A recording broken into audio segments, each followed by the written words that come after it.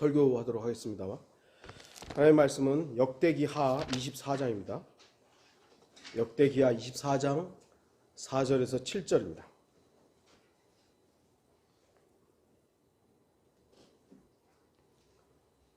역대기하 24장 4절에서 7절 말씀을 제가 읽도록 하겠습니다.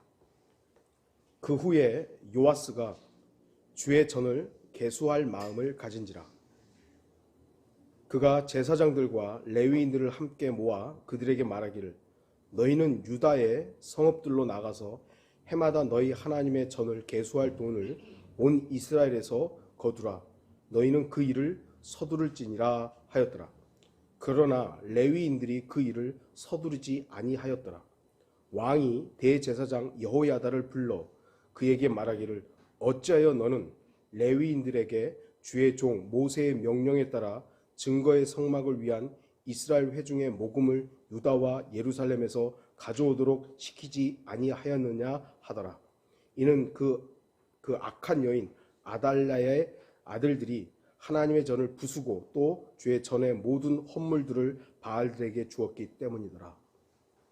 일반적으로 이 구절을 가지고요, 소위 성전 건축, 교회 건축을 하는데 이용해 먹습니다. 그래서 교회 건축하는데 왜 그렇게 뜸들이느냐, 요 부분으로 요 구절들을 많이 악용하는 사례들이 일반 교회들에서 꽤 많은데요, 저는 그런 내용으로 설교하지는 않습니다. 오늘 말씀의 제목은 자존심보다 중요한 일입니다. 오늘 설교 시간은 세 명의 인물을 살펴볼 것입니다. 아말랴, 요아스, 그리고 여호야다입니다. 잠깐 역사적인 좀 배경을 살펴보겠습니다. 남쪽 유다와 북쪽 이스라엘 계속 평화가 반복되는 기간을 지냅니다. 남쪽 유다의 4대 왕 여호사밧은 북쪽 이스라엘의 아합 왕과 동맹을 맺으면서 잠시 평화의 기간을 갖습니다. 여러분도 성경적으로 보면은 다윗과 솔로몬의 왕국이 있었다가 그 이후에 이제 분열이 되죠. 그러니까 같은 민족이고 같은 조상을 가지고 있으면서도 이 둘이 원수가 돼서 맨날 전쟁합니다. 맨날 전쟁. 그러니까 이거 서로에게 지치는 상황이죠. 그러다 보니까 4대 왕, 남쪽의 4대 왕이었던 여호사밧과 북쪽의 왕이었던 아합과 정전 협정을 맺는 것이죠. 우리 그만 전쟁하자. 평화롭게 지내자. 하지만 그 기간 동안 남쪽 유다와 북쪽 이스라엘은 정치적인 연합뿐만 아니라 종교적인 통합으로 인해 우상 숭배의 죄악들이 깊숙이 스며들게 됩니다. 평화만 이루어진 게 아니에요. 그렇게 되면서 남쪽 유다의 범죄는 여호사밧의 뒤를 이은 여호람 왕과 아시아 왕까지 가득 차게 됩니다. 남쪽 유다는 그래도 하나님을 섬기기 위해서 성별된 나라인데, 남쪽 유다 왕들은 대부분 선한 왕들이 많았죠. 근데 이제 여호사밧 이후에 여호람, 아하시아 이러면서 쉽게 얘기해서 망가지게 돼버린 거예요. 그래서 하나님께서는 그 기간 동안 남쪽 유다를 여러 가지 형태로 징계하시고 심판하십니다. 특히 여호람 왕은 창자가 빠져나오는 심한 병으로 죽게 됩니다. 무슨 병이었는지 잘 모르겠습니다만 엄청나게 고통이었을 거 아니에요. 아하시아 왕은 대적에 의해서 죽임을 당합니다. 이 내용들이 역대기하 21장, 22장 이렇게 쭉 나옵니다. 이런 상황에서 아하시아의 어머니 아달랴는 불법적인 방법으로 남쪽 유다의 통치자가 됩니다. 여왕이 된 거예요. 여왕이. 자기 아들이 왕이었고 아들이 죽어버리자 자기가 왕이 된 것이죠. 여왕으로 규정은 하지 않습니다만 자기가 통치를 해버리는 거예요. 먼저 살펴볼 인물이 바로 이 아달랴입니다. 아주 교활한 여인입니다. 아달랴는 북쪽 이스라엘의 아합 왕의 누이입니다. 여러분은 아합 왕이 어떤 왕인지 잘 알 것입니다. 아합 왕은 그의 아내 이세벨과 더불어 대표적인 우상 숭배자입니다. 아합과 이세벨의 악행은 북쪽 이스라엘의 첫 번째 왕이었던 여로보암에 필적할 만큼 정말 악한 왕입니다. 그래서 악한 왕 그러면 이스라엘의 악한 왕, 북쪽 이스라엘의 악한 왕, 뭐 아합이 가장 먼저 떠오를 만큼 그렇게 악한 왕이었습니다. 그리고 그의 누이였던 아달랴 역시 악한 여인이라고 역대기하 22장 10절에 나와 있어요. 악한 여인이에요. 아달랴는 자기 아들 아하시아가 남쪽 왕이 되었을 때 모든 것을 다 얻은 듯 기뻤을 겁니다. 그러니까 여호사밧이 북쪽 아합과 동맹을 맺으면서 아합 왕의 누이를 아내로 맞은 거예요. 근데 이 아달랴에게는 이미 아들이 있었어요. 다른 남자의 아들이 있었던 거죠. 근데 이게 어쨌든 동맹 때문에 아달랴를 아내로 얻은 여호사밧아 죽고 그 이후에 여호람은 죽어버리니까 자연스럽게 이 아달랴의 아들이었던 아하시아가 친아들은 아니었지만 왕이 되어버린 거예요. 아달랴는 자기 아들이 왕이 됐으니까 얼마나 기쁘겠어요. 좀 전에도 말씀드렸듯이 아하시아는 여호람 왕의 친아들이 아닙니다. 왕비 아달랴의 아들이었기 때문에 남쪽 유다의 왕이 될 수 있었던 것이죠. 여호람 왕의 양아들로서 쉽게 해서 입적이 되었던 것이고 자연스럽게 소위 왕족으로서 그냥 된 것인데 정통성이 있는 건 아닌 것이죠. 근데 이 여인은 아달랴는 자기 아들에게 악한 조언을 합니다. 역대기하 22장 3절 또 그 또한 아합 집의 길로 행하였으니 이는 그의 어머니가 그의 조언자가 되어 악하게 행하게 하였음이더라. 여러분은 어머니의 위치가 얼마나 중요한지 알 것입니다. 물론 아버지의 위치가 중요하지 않은 것은 아니죠. 성경적으로 볼 때 어머니의 위치는 아버지의 위치에 비해서 자녀들에게 미치는 영향이 훨씬 커요. 자녀들에게 끼치는 영향이. 그 대표적인 인물들이 야곱의 어머니, 모세의 어머니, 사무엘의 어머니, 침례인 요한의 어머니, 예수 그리스도의 어머니 마리아, 디모데의 어머니, 뭐 이런 여인들이 있죠. 물론 자녀의 양육은 아버지와 어머니의 공통적인 책임입니다. 아버지는 저도 우리 자매에게 많이 좀 위임을 하고 자매가 많이 이렇게 했습니다만 그렇다고 제가 관심 없이 알아서 해 이건 아니었죠. 그때 이제 어떻게 조언도 하고 함께 필요한 부분들을 참여하기도 했습니다만 대부분은 사실은 자녀들의 교육은 어머니의 역할이 크죠. 그럼에도 오늘날 이 부분들이 어머니들이 이 부분들을 이제 쉽게 유치원이나 어린이집에다가 넘겨버리는 거예요. 왜죠? 자기는 좀 편하게 있으면 되고. 저는 그건 정말 안 좋다고 생각해요.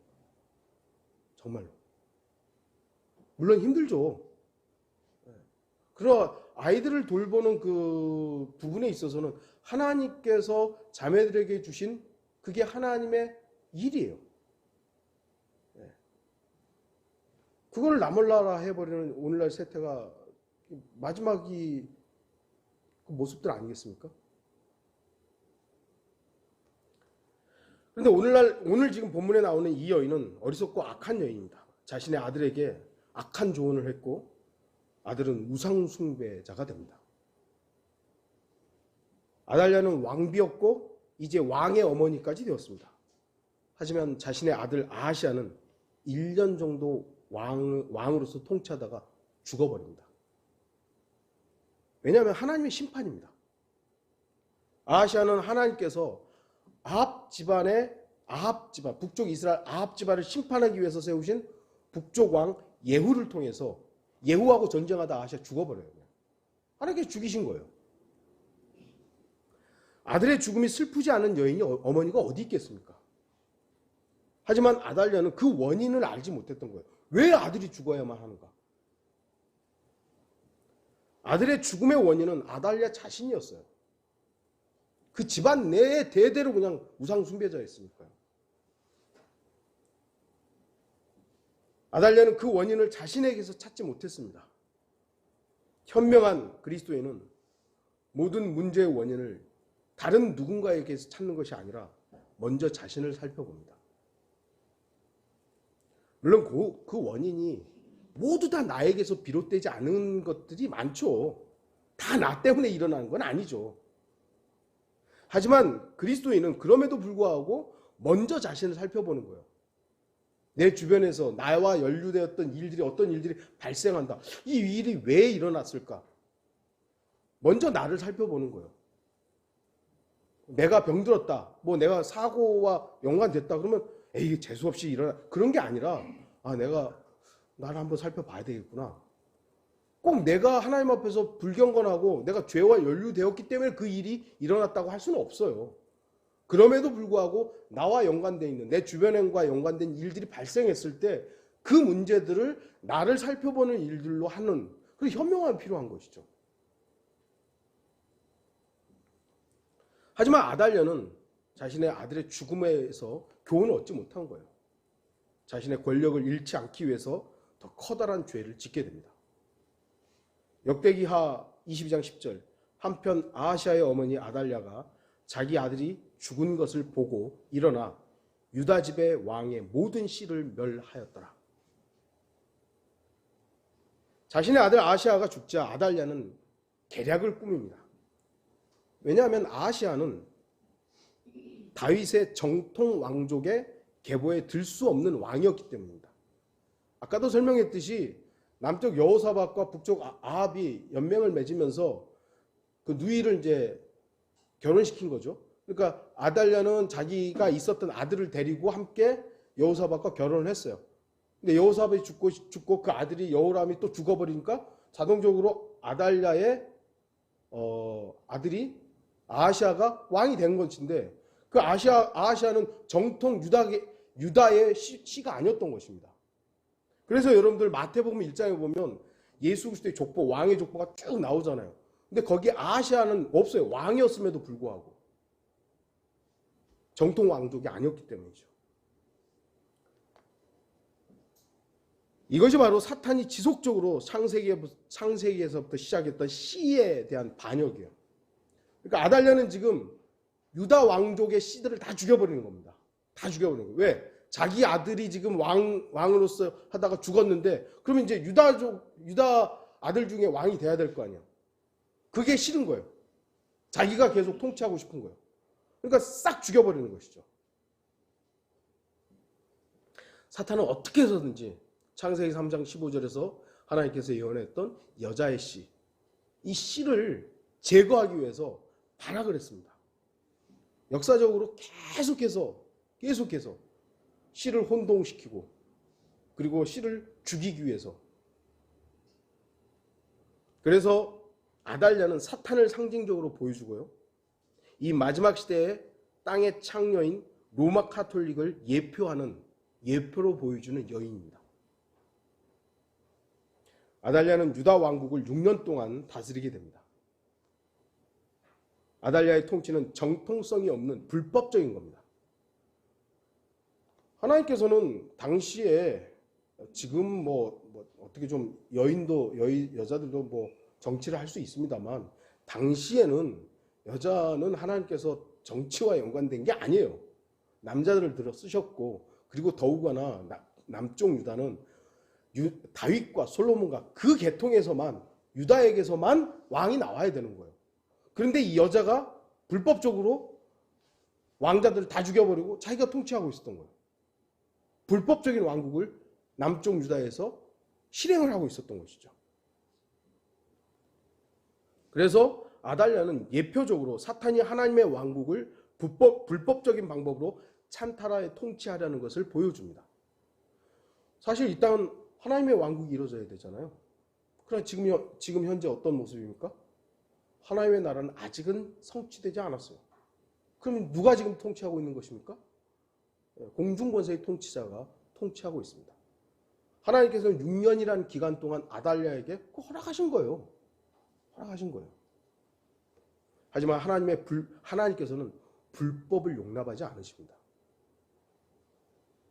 다음으로 요아스 왕을 좀 살펴보겠습니다. 아달랴는 왕의 씨를 모두 죽이기로 합니다. 그러나 하나님께서는 사탄의 계략에서 자신의 사람들을 사용해서 왕의 씨를 남겨놓습니다. 왕의 딸, 여호사부앗, 여부사부앗. 이 여자가 이제 이 딸, 그러니까 공주죠. 이 공주가 요아스를 숨겨줍니다. 성경에는 요아스가 아하시아의 아들이라고 나와 있습니다. 아들이라고. 만약에 요아스가 아하시아의 친아들이었으면 아달랴는 친할머니가 되는 거잖아요. 친할머니가 친손자를 죽이는 것이 됩니다. 만약 요아스가 정상적인 손자였다면, 친손자였다면 친손자가 왕이 되는 게 뭐 그렇게 반대할 일이겠어요. 친손자가 아니기 때문이에요. 좀 전에도 말씀드렸듯이 아하시아와 요아스는 친부모 자식의 관계가 아닙니다. 그렇기 때문에 유다의 왕자들을 모두 죽이기로 한 겁니다. 아달랴는. 결국 요아스만이 간신히 목숨을 부지할 수 있었습니다. 요아스가 목숨을 부지할 수 있었던 것은 여호사부앗의 용기 때문입니다. 여인들의 용기, 남자들의 용기에 비해서 전혀 손색이 없습니다. 특히 성경에 기록된 여인들의 용기는 여느 남자들과 비교할 수 없을 정도로 특별한 용기들이었습니다. 여리코에서의 여인의 용기, 한나의 용기, 에스더의 용기, 드보라의 용기, 마리아의 용기, 향유를 주님께 부었던 여인의 용기 등등등. 성경에는 여인들에 대한 기록들이 많이 없습니다만 기록되어 있는 것들을 보았을 때는 여인들의 행적을 우리가 주목해 봐야 하고 교훈받아야 될 부분들이 상당히 많습니다. 여호사부앗은 제사장 여호야다의 아내이기도 했습니다. 그래서 요아스는 하나님의 성전에서 숨어 지낼 수 있었습니다. 제사장의 아내가 공주이긴 합니다만 제사장의 아내가 어린 왕자를, 아기 갓난아기를 몰래 숨겨서 성전에서 키우고 있었던 것입니다. 갓난아기를 6년 동안 키운다는 것은 보통 일이 아닙니다. 왕자들을 모두 죽인 아달랴를 피한다는 것은 목숨을 거는 일 아니겠습니까? 지금 아달랴는 눈이 시뻘개져가지고 왕자들을 다 죽이고 있는 거예요. 그런데 그 갓난아기를 몰래 숨겨서 성전에서 보호하고 있어요. 들키면 같이 죽는 거 아니겠습니까? 목숨을 거는 일입니다. 하지만 하나님의 도우심 속에서 요아스는 성장했고 하나님께서는 그를 왕이 될 수 있도록 허락하십니다. 역대기하 23장의 내용이 바로 여호야다의 도움을 통해서 왕이 되는 요아스에 대한 부분이 쭉 나옵니다. 그리고 역대기하 24장을 보면 요아스가 7살 때 치리를 시작합니다. 요아스는 1살 때 목숨을 겨우 건졌고 6년 동안 숨어 살다가 7살 때 왕이 됩니다.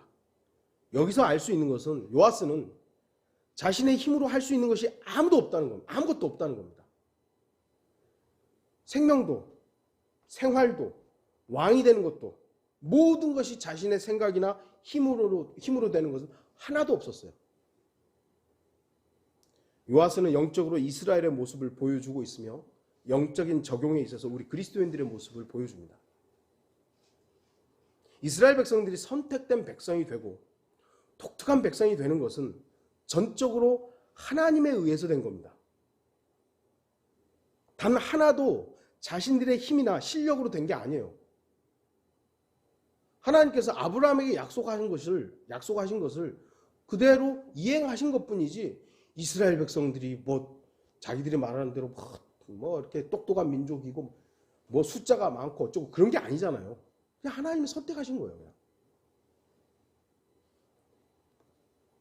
이후에 이제 이스라엘은 모든 민족들 중에서 가장 위대한 민족으로 우뚝 설 것입니다. 천년왕국의 백성이자 주도적인 민족들이 될 것입니다. 그 모든 것이 자신들의 힘으로 되는 것이 하나도 없습니다. 오직 하나님의 능력 안에서 이루어질 것입니다.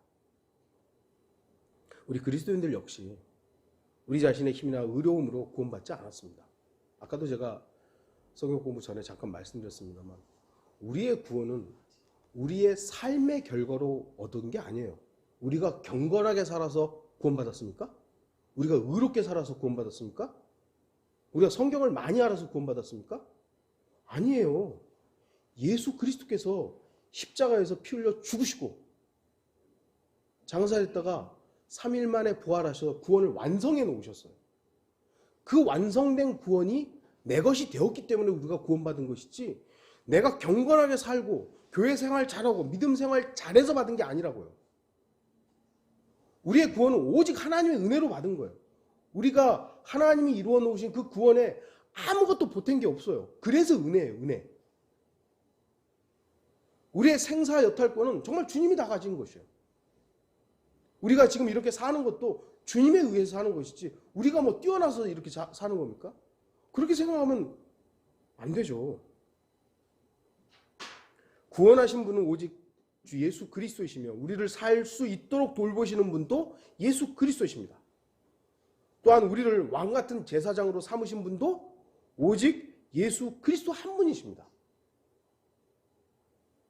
베드로전서 2장 9절, 그러나 너희는 선택받은 세대요 왕 같은 제사장이며 거룩한 민족이요 독특한 백성이니 이는 너희를 어두움에서 불러내어 그의 놀라운 빛으로 들어가게 하신 분의 덕을 너희로 선포하게 하려는 것이니라.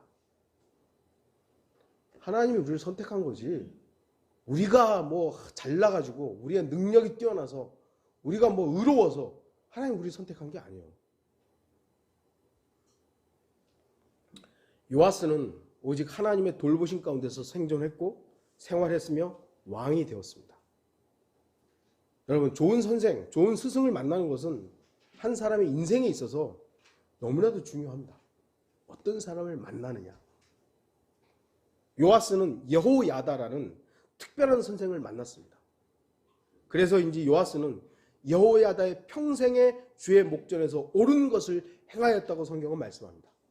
그런데 문제는 요아스는 그의 스승의 가르침과 조언을 끝까지 지키지 못했어요. 요아스는 여호야다가 죽자마자 죄를 짓게 됩니다. 그게 24장 17절에 19절에 나옵니다. 감사를 모르는 거죠. 어쩌면 요아스는 여호야다에 대해서 감사보다는 두려움의 대상으로 생각했을지도 모릅니다. 아기 때부터 성전에서 자라면서 목숨을 부지하기 위해 숨어야 했을 거 아니에요. 살기 위해서 여호야다의 말에 전적으로 의지할 수밖에 없었을 거 아니에요. 요아스는 그러한 시절에 대해서 감사보다는 불만족스러웠었던 것 같습니다. 그러니까 여호야다가 죽자마자 죄를 짓죠. 감사하고, 야, 정말 여호야다가 나를 이렇게 하나님 위해 살도록 인도했구나, 그랬다면 최소한 몇 년은 갔을 거 아니에요. 그런데 여호야다가 죽자마자 쉽게 해서 배교를 해버립니다. 그래서 그의 정신적 지주였던 여호야다가 죽자마자 다른 사람들의 말에 귀를 기울이고 보란듯이 아세라들과 우상들을 섬깁니다. 그게 24장 17절 18절에 나와요. 더욱이 요아스는 자신의 은인의 아들인 스가랴의 책망을 외면하고 스가랴를 죽임으로 인해 은혜를 원수로 갖게 됩니다. 은혜를 모르는 자는 그리스도인이든 그리스도인이 아니든 악한 인간임에 틀림없습니다. 결과적으로 요아스는 하나님의 심판의 대상이 되었고 신하들에 의해서 죽임을 당하는 비참한 최후를 맞게 됩니다. 마지막으로 여호야다를 좀 보겠습니다. 여호야다는 130살에 죽습니다. 그러니까 홍수 이전 그리고 이후에 몇 명을 제외하고요, 여호야다 굉장히 오래 살았습니다. 130살이면.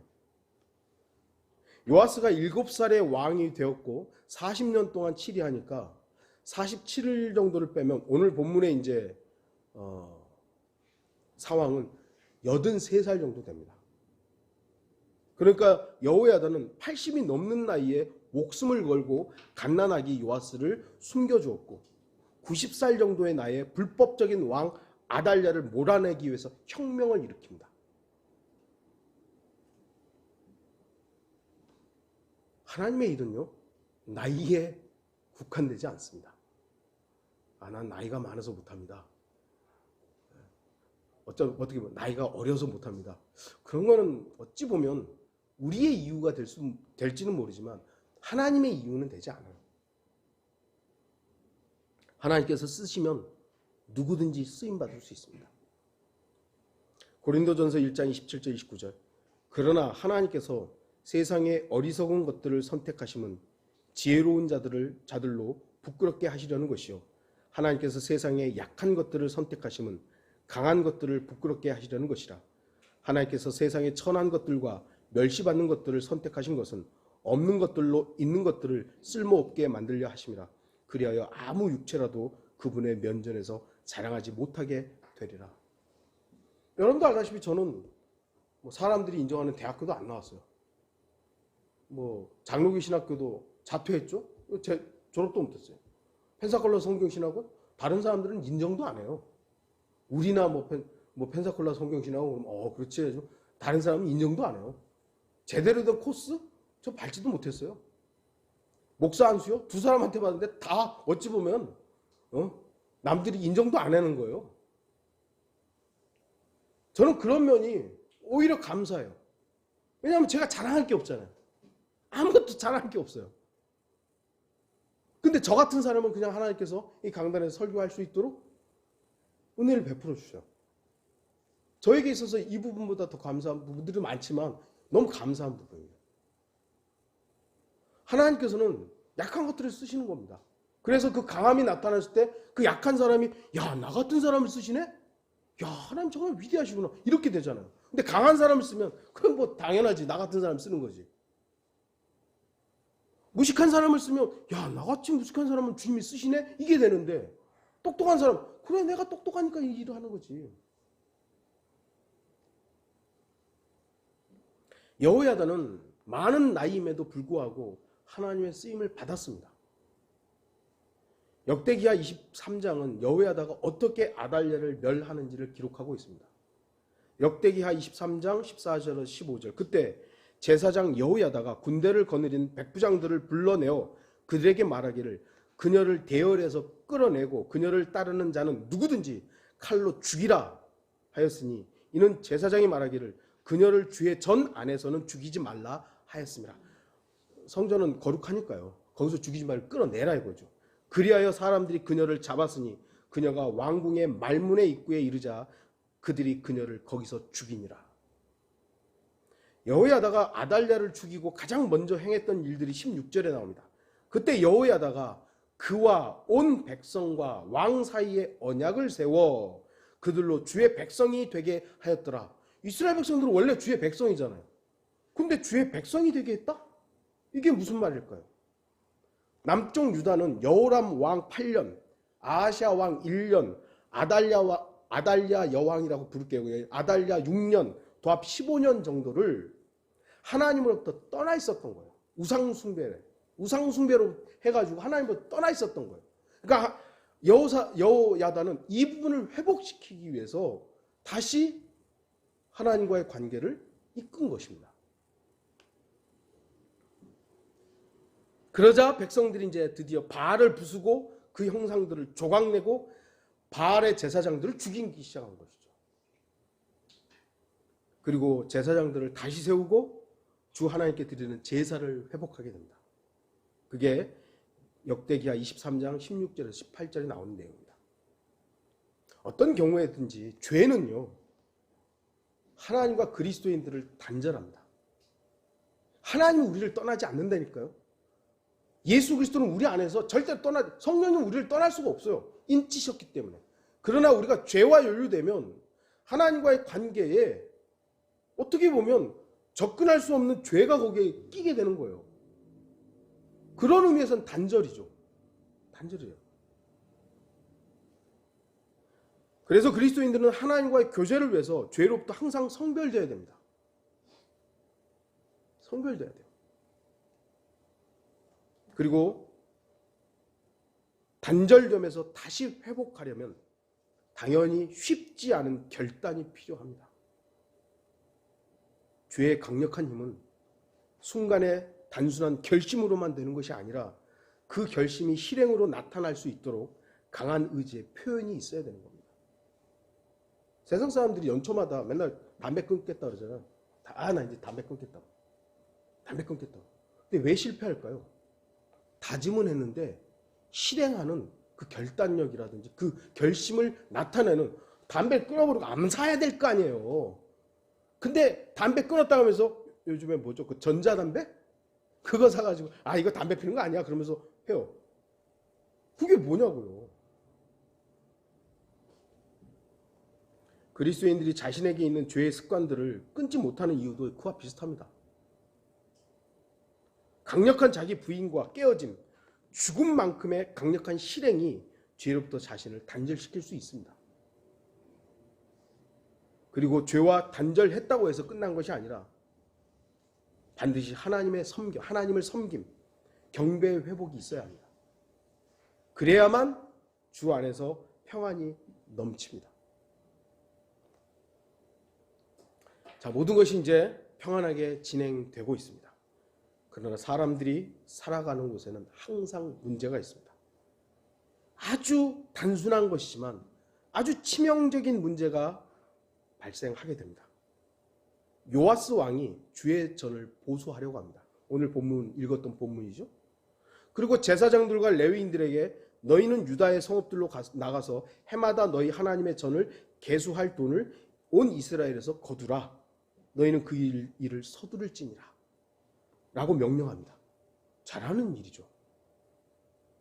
그 전대 왕들이 성전을 파괴해버리고 제사를 막아버렸고 하나님의 섬김을 끝내버린 거예요. 못하게 한 거예요.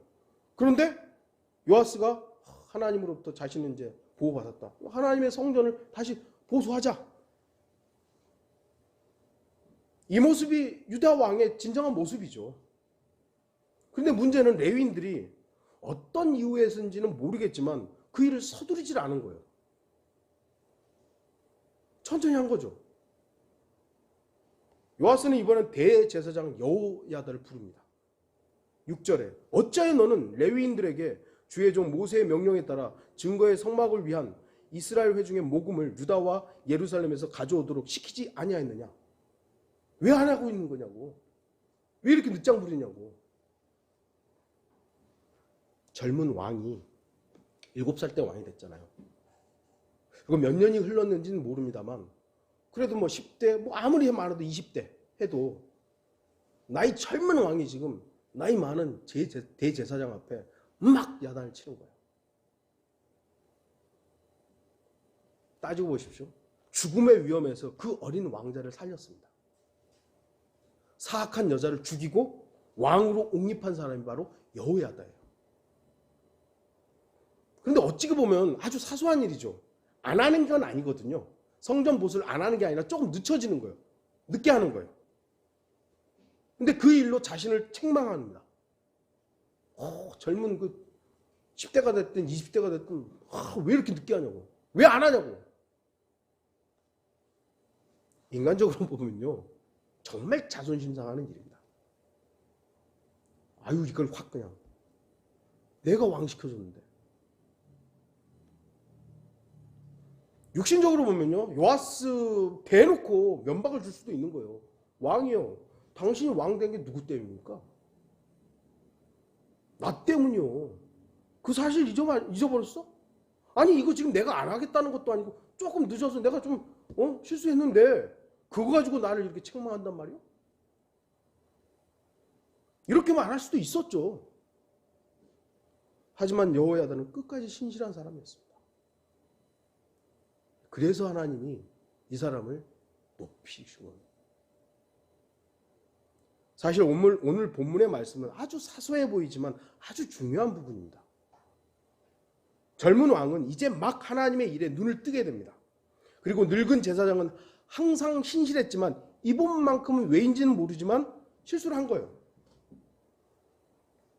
얼마든지 자존심이 상해 인간적으로 반응할 수 있는 상황입니다.